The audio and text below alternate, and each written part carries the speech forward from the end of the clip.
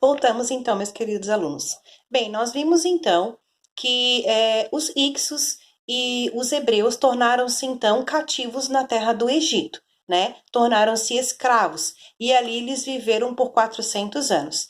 Até que então nasce do meio dos hebreus um salvador, se chamava Moisés. Moisés, então, por todo um artifício de uma artimanha bíblica que contém dentro da história da Bíblia, vai parar nas terras do rei, do faraó, e acaba sendo criado por sua filha. Apesar de toda a nobreza, todo aquele luxo que ele vivia, cercado daquela ideologia, ele ainda tinha um pensamento de querer saber de onde ele tinha vindo, de que família ele pertencia, até que então ele se descobre como hebreu e ele acaba lutando pelo povo hebreu e ele entra num desafio muito grande com o faraó, pedindo para que o faraó liberasse o povo então, para que fosse para a terra novamente, a terra prometida, né, a Canaã, e ali então eles fortificassem a sua terra. Né? Eles acreditavam também que ele era o enviado de Deus para que viesse então a salvação. E, pois bem, de certa forma isso aconteceu. Moisés levou esse povo, passou 40 anos no deserto, abriu o Mar Vermelho, né, tocando ali seu cajado com as águas para que o povo passasse. O povo passou em segurança, mesmo assim ainda tinha um bom pedaço ainda para eles continuarem. Até que então Moisés morre no deserto, não consegue fazer a travessia não, a passagem para a Terra Prometida. E ali, com seu braço direito, o homem de guerra indica Josué como seu sucessor. Josué, então, é o homem que leva, então, os hebreus para a Palestina novamente, para Canaã, e chegando em Canaã, então, eles se estabelecem. Só que chegando em Canaã, já tinha, né? As pessoas ali, como a gente falou no outro vídeo, já tinha ali os filisteus, os amorreus, os jebuseus, entre outras tribos, já estavam. Porém, eles guerrearam e conseguiram tomar aquela terra para si, né? Conseguiram tomar, se edificar, venceram algumas batalhas e tomaram boa parte das terras para eles. E então a gente acaba entrando numa nova era, que é a era então dos juízes.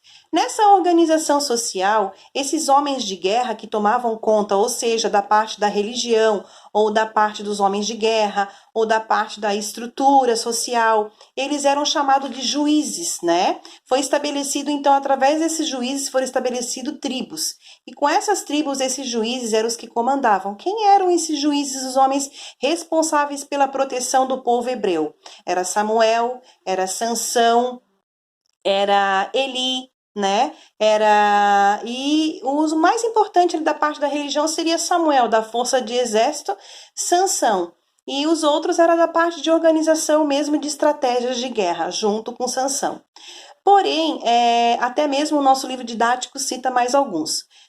Porém, então, Saul foi um homem escolhido através de Samuel, porque Samuel, então, faz uma aquisição, pede então, né, para que o povo se reunisse, uma assembleia geral, para que eles se reúnam, porque o povo vivia pedindo, então, poxa, já tem rei aqui, rei ali, por que a gente não tem o nosso rei? E até que então esse reinado se estabelece pelo rei Saul. Porém, rei Saul não teve um bom reinado, não teve sucesso, né? E ele acaba então sendo morto através de uma guerra pelos fenícios. Sucedeu então o seu trono o rei Davi. Rei Davi foi um homem que expandiu o seu reino, um homem que enriqueceu o povo hebreu, um homem que fez, através dele, conquistou várias partes territoriais para os hebreus, né? E foi um homem muito, muito bem sucedido na sua organização de reinado. Né? Destituindo então o nome do rei Saul, que era o rei que tinha antepassado. Pois bem, vamos continuar então num outro vídeo para explicar as outras partes, que como expliquei antes, são partes bem grandes. Fique ligadinho, a gente já volta já já.